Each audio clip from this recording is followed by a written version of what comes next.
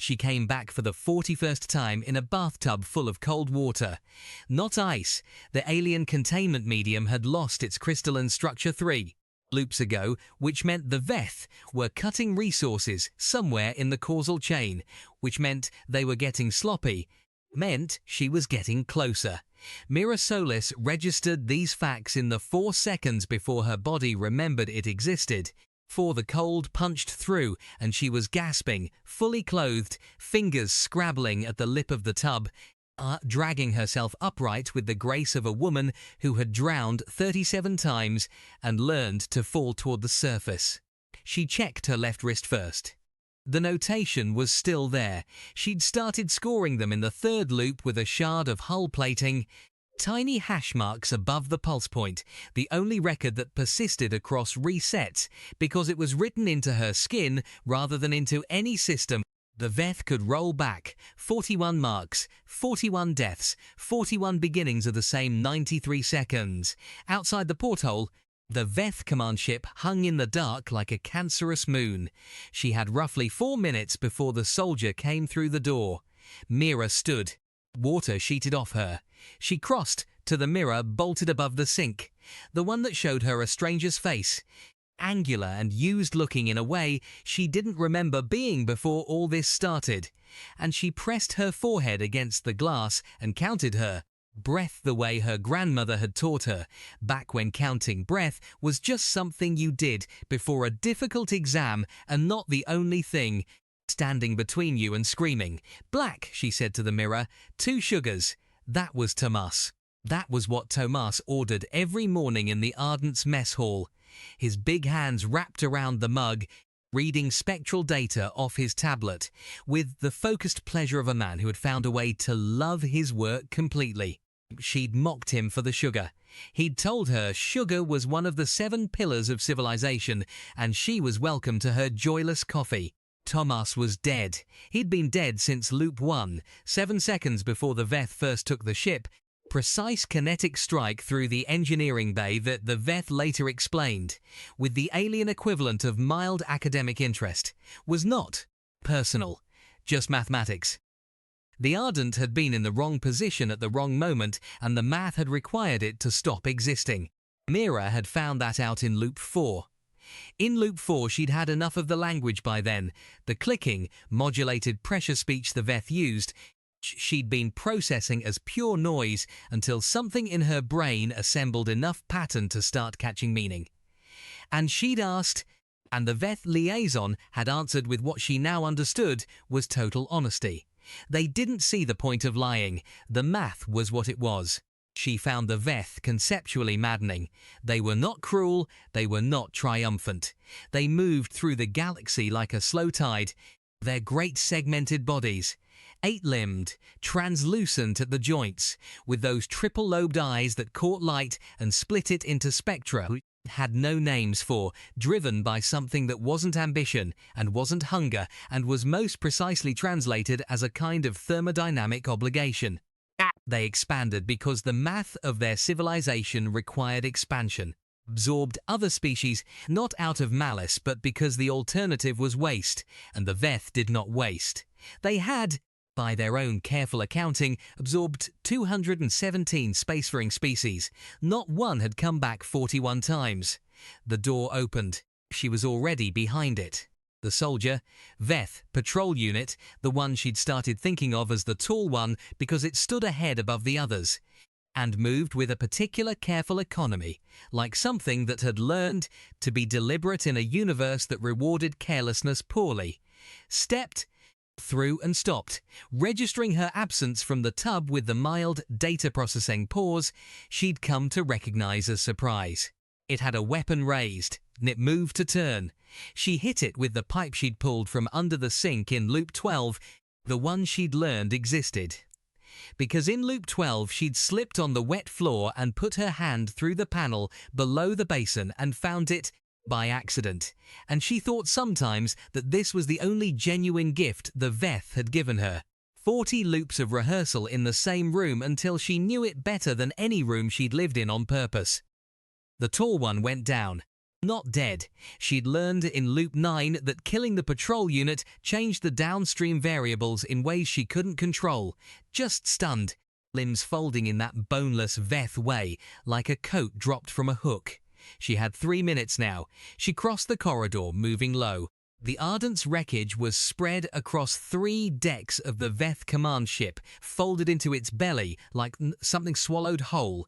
And she had walked those corridors so many times in the dark that she could navigate them by the particular quality of the air, by the pressure changes, by the faint subsonic hum the Veth generated from their environmental systems that sat just at the edge of human hearing and produced, she'd discovered, a dull, persistent nausea that never quite became pain. She'd stopped noticing it around Loop 15. The body adapted.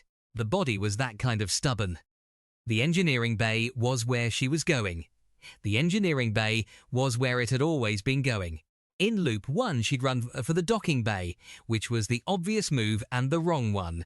In Loops 2 through 6, she'd tried variations on fighting her way out, and each time the Veth had responded with a kind of weary efficiency, containing her with the minimal force required, doing no more harm than the mathematics of containment demanded.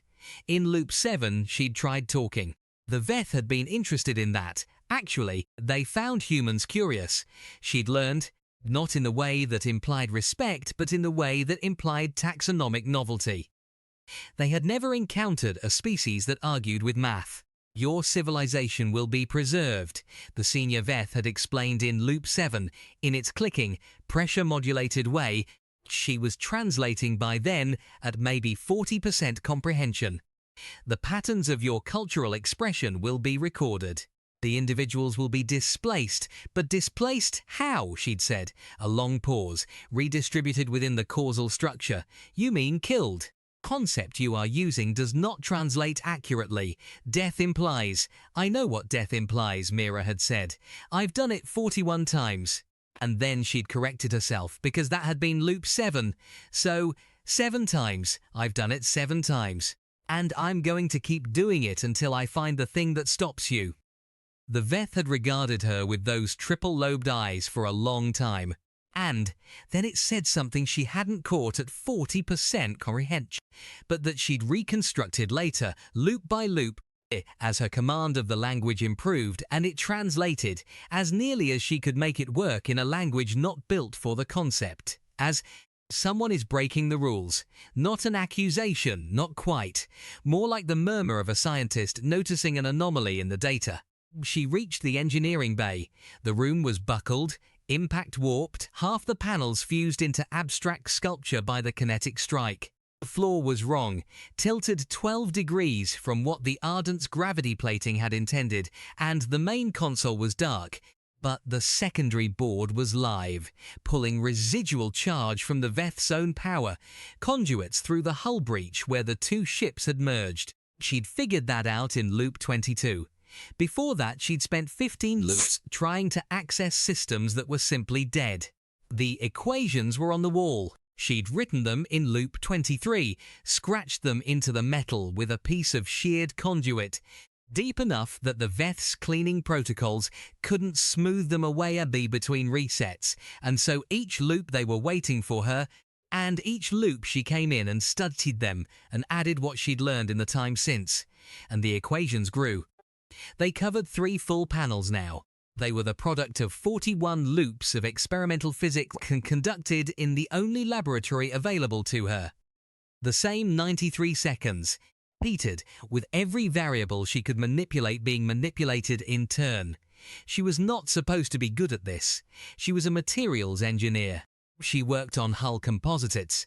Temporal mechanics was Marcus's thing. Dr. Marcus Webb, senior theoretical physicist on the Ardent, who had been in the engineering bay when the Veth struck and who she had found dead in Loop 4, crumpled against the secondary console with the specific stillness of someone who had been in the middle of a thought when everything stopped. She'd been angry about that. In Loop 4, she'd been angry about a lot of things in the early loops. But Marcus had left his notes. His actual paper notes. The ones he made because he said he thought better with a pen. And the paper survived the strike in a way the digital records hadn't, tucked under the edge of the console in a battered notebook held together with 3 different colors of tape. She'd read them so many times now, she could write them from memory. She'd filled every surface in the bay with the reconstruction of Marcus's work, and then the extension of it, the place where his theoretical framework met her experimental data. The point where his equations about the Veth's causal manipulation technology intersected with what she'd learned from 41 loops of prodding the edges of the thing. The Veth could rewrite timelines. They could. She'd worked out the rough mechanics somewhere around loop 30, generate what she'd started thinking of as a temporal bubble, a localized region where causality could be restructured. They used it primarily as a weapon system, which was elegant in a way she resented. You didn't need to defeat an enemy who hadn't won yet. You simply revised the record. The negation point was what she'd been hunting. Marcus's notes called it that, the point in the causal structure where the bubble was anchored, where the rewriting began, fixed coordinate around which the revision spiraled. She'd come to think of it less like a point and more like a drain. Pull the plug and the whole structure, and what had been revised snapped back toward what had been real. She ran her hands over the equations. 40 loops of data. She was close. She knew she was close because the errors were getting smaller. And because twice in the last 10 loops she'd seen something. A flicker. A moment where the revision seemed to stutter, like a word on the tip of someone's tongue, that suggested the bubble's integrity was degrading. The Veth were cutting resources. The math was getting sloppy. She had, by her latest calculation, about 70 seconds. She sat down on the tilted floor, back against the console, and she pulled her knees up and she thought about Tomas. Not strategically, just thought about him. He had a daughter she'd never met who he kept a photo of in his breast pocket, 3-year-old with her father's nose and an expression of profound suspicion directed at something off camera. He'd shown her the photo once, in the mess, with the particular mixture of pride and ache that parents seem to carry for their children like a second heartbeat. He'd said her name was Paloma. Mira pressed the heels of her hands against her eyes. Black, 2 sugars. When she opened them, she had 40 seconds. She moved. The secondary console had been running background processes since loop 22, building up charge. What she'd realized in loop 38 was that Marcus's framework suggested a way to use that charge not as communication. She'd tried that. Loops 15 through 21, trying to reach anyone outside the bubble, and the signal simply folded back on itself, but as something more like a resonance generator. A way to hit the same frequency as the Veth's anchor point and introduce noise. Not destroy it, just make it impossible to hold. You couldn't punch a hole in water, but you could disturb it enough that it couldn't stay still. She had the frequency now. 40 had gotten her to within 4 significant figures. Loop 41 had been about confirming the last digit, which meant the entire loop had been a test run, 40 minutes of careful observation while she let the Veth believe she was running. The same failed escape attempt, watching their system outputs on the half-functional secondary screen, confirming the resonance peak. She'd confirmed it. She keyed the sequence into the console with hands that she made deliberately steady, finger by finger, the way she'd learned to do delicate work in the early years of her engineering training, before she'd understood why the instructors made you practice fine motor tasks when your hands were shaking. You could be afraid. Just had to move through the afraid like it was weather. The console accepted the input. For a moment, nothing. Then the lights changed. It was subtle. A shift in the quality of the Veth's environmental illumination. The particular blue-white spectrum they maintained shifting towards something warmer, more yellow, more human, as though the bubble around them was thinning and the light of actual space was bleeding through. She felt it before she saw it, a change in pressure, the subliminal hum dropping half a register, the constant low-grade nausea, easing in a way she hadn't felt since before all this started. She held very still. The console screen showed her the system output, and the system output showed her a cascade. The Veth's causal anchor shedding coherence like ice in warm water, the revision structure losing its edges, the timeline it had been maintaining starting to fray. She thought about what came next. If she was right, the bubble's collapse would restore causality to the moment before the first revision, before loop 1, which meant the Veth would still be there, still outside the Ardent, still running their calculations. Nothing she had done would have happened. The Ardent's crew would be alive and ignorant and in exactly the same danger, except she'd been very careful about this. 41 loops, 41 deaths. And through all of it, the only thing that had persisted was what she'd written into her own body, the hash marks above her pulse, point. But she'd been thinking about that wrong, she'd realized in loop 39. The body was a record. The body remembered in ways no system could roll back, and if the body could carry memory across resets, then maybe it could carry other things. She'd spent the last 3 loops memorizing the frequency, the precise resonance value, the specific harmonic structure of the Veth's anchor point, which she now knew well enough to calculate in her head, on paper, in the air with her finger, while reciting it under her breath, anywhere and any way. She'd committed it to memory the way you committed a poem to memory, the rhythm of it, the shape of it, the way it felt in the mind, until it was as automatic as her own heartbeat. When the bubble collapsed, she would not remember this. She understood that. But she would remember things that felt like instinct, things that felt like knowledge she couldn't explain. She would have the hash marks, and she would know when she woke up not in a bathtub but in her own bunk on the Ardent, before the strike. For any of it, she would know to look at her wrist and understand immediately what 41 marks meant.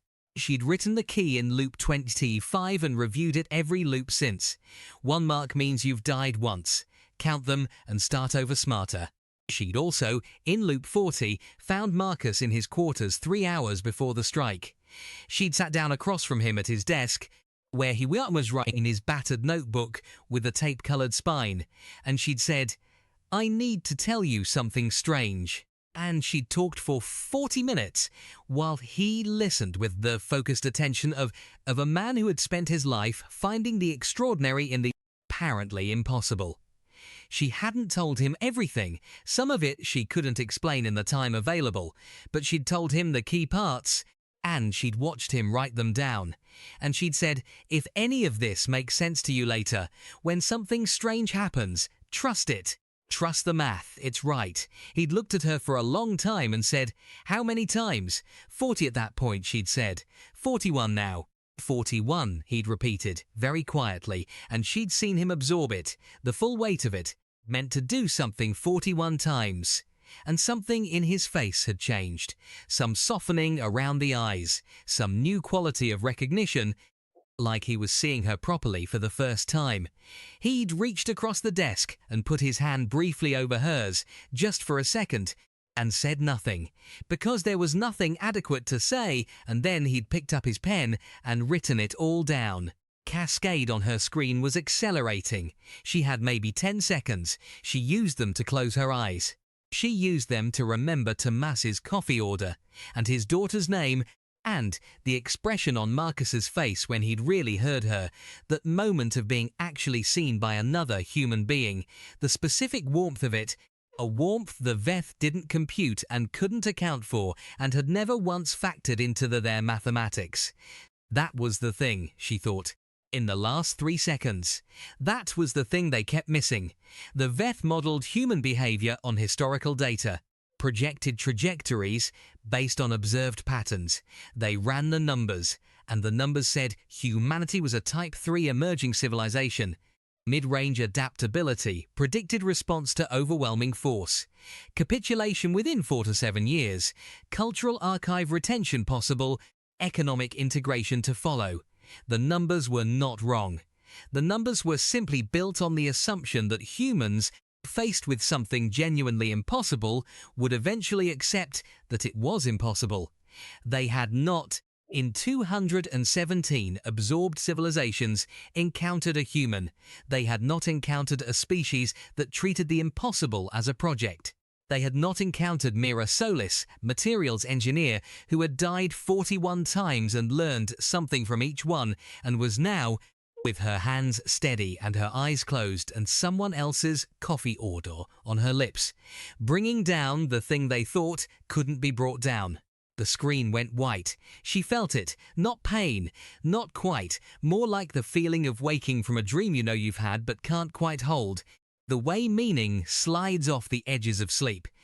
And then there was a sound like pressure, equalizing, like the universe taking a slow breath, and then nothing, and then the Ardent's bunk, her bunk, sandalwood soap and recycled air and the distant vibration of the drive, full dark, pre-strike. She lay still for exactly 1 second. Then she looked at her wrist. 41 marks. She was out of her bunk before she'd consciously decided to move. Down the corridor, Marcus's quarters. She hit the door chime and didn't wait for the answer before she was talking. I need 20 minutes. Get Webb. Get the senior staff. I know what's coming and I know how to stop it, and I need you to trust me on one thing first. Marcus was in the doorway in a robe, blinking, his notebook already in his hand, the way some people sleep with their phones. He looked at her, just looked, for one long moment, and she watched his face change, some softening around the eyes, some new quality of recognition. He said, 41? The air went out of her. You wrote it down, she said. I always write things down, he said. You told me to trust the math. He stepped back and opened the door wider. Come in, tell me everything. 3 hours later, the Veth arrived. They came in the same formation, the same approach vector, the same elegant, terrible confidence of a civilization that had done this 217 times before. Their command ship dropped out of transit exactly where Mira had known it would, where she'd watched it drop 41 times, and she imagined she could feel them running the numbers, calculating the trajectories, projecting the response curves, arriving at the conclusion they always arrived at, manageable. She was on the bridge. She'd spent 3 hours doing two things, explaining and preparing. Explaining had been the harder part. She'd watched the faces of the Ardent's crew. Captain Vela, sharp-eyed and pragmatic, the kind of woman who processed impossible information without breaking stride. Chief Engineer Tanaka wanted the math shown before he'd commit to anything, and who Marcus had kept company with for an hour over the numbers. Tomas, alive and skeptical and still here, who had listened to her account of 41 loops and then said, very carefully, how'd you take your coffee? Black, she'd said, no sugar. Yours was black, 2 sugars. He'd gone quiet for a moment, then he'd nodded. Okay, he'd said, okay. Preparation had been the easier part once she had the senior staff. The frequency was exact, confirmed over 40 loops of experimental data, and the Ardent's communications array, functional, intact, not yet struck, could generate it cleanly. It was not a weapon, it was more like a key. Or maybe an argument. The Veth opened communication, which was standard. They always communicated first. They were meticulous about documentation. And the clicking, modulated pressure of their language filled the bridge. And Mira stepped to the console and said, let me. Captain Vela looked at her for 1 second, then stepped back. Mira keyed the communications array and spoke in Veth. Was something no human was supposed to know, and she was not supposed to know it in the way that said she was not supposed to be standing here. 41 deaths in her skin, and the language of her captors fluent on her tongue. But the Veth, she had learned, responded to competence the way some people responded to beauty. It arrested them. The response from the command ship was a silence that lasted almost 4 seconds, which in Veth communication very long time. Then, you speak. I speak, Mira confirmed in Veth, and I have something to show you. She keyed the resonance signal. Went out at the exact frequency of the Veth's temporal anchor, not as a weapon, not as an attack, but as a demonstration, a proof of concept. The way you might, in a negotiation, quietly put your cards on the table before anyone had asked. Another silence, longer this time. Your mathematics, the Veth said finally, in the careful pressure speech she had reconstructed word by word across 40 loops. How? She thought about Marcus's notebook. She thought about Tomas's daughter and her name. She thought about 41 bathtubs and the hash marks above her pulse point, and what it meant to be the kind of species that, when you killed it, took notes. We do this, she said. We find things out. You can run your projections on us, but you're modeling the wrong variable. Modeling surrender probability, and you should be modeling curiosity rate. Clarify. You keep asking when we'll accept that something is impossible, she said. We don't. Just ask why it's impossible, and then we figure out how to do it anyway. You've been absorbing civilizations for how long? And you've never seen that before? A silence. We have not, the Veth said, and something in the pressure modulation was not shame. They were not built for shame, but something adjacent to it, something like the recalibration of a prior held too long. It was not in our models. I know, Mira said. Add it. She cut the signal. For a long moment the bridge was silent. Then Tomas, from the secondary console, said, Did you just do? Gave them new math, Mira said. Whether they use it is on them. She turned and looked at Captain Vela, who was regarding her with an expression that contained, in various proportions, awe and calculation, and something that might, in a few hours, come relief. They'll go. Not because we defeated them, because we were more expensive than their projections allowed for. They'll need to recalculate before they try again, and when they do, Vela said. Mira looked at her wrist, 41 marks. A record of the impossible undertaken 41 times. Then we'll have had time to learn more, she said. She sat down in the navigator's chair, no one objected, and she looked at her hands for a while, which were steady, which had learned to stay steady through 41 kinds of terrible, which had written math on the walls of a wrecked ship in the belly of an alien vessel until the math was right, because there was no other option that was acceptable to her. She was a materials engineer. She worked on hull composites. She thought about Paloma, Tomas's daughter, 3 years old, expression of profound suspicion, alive now, in some apartment somewhere, safe without knowing she'd ever been otherwise.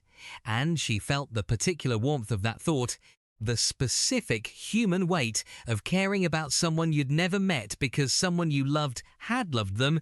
And she understood that this was the variable the Veth had missed, the thing that didn't show up in trajectory modeling or surrender projections. Not cleverness, not technology, not even stubbornness exactly, just the refusal to let the people who mattered to you be reduced to math. Closed her eyes. The drive hummed, the ship moved through the dark. Outside, the Veth command vessel was turning. She knew it without looking. Could feel it in the change of light through the bridge viewport. That warm yellow bleeding back, real light, actual space. Somewhere in the communications records, there was a frequency, a precise resonance value, the exact harmonic structure of the thing that had tried to unmake humanity, and found, to its considerable surprise, that humanity had opinions about that. She'd write it up properly later. Marcus would help. For now she just breathed, counted the breath the way her Genber grandmother had taught her, and let the 41st death settle into the long record of everything she'd survived. 41, she thought, and not one of them wasted.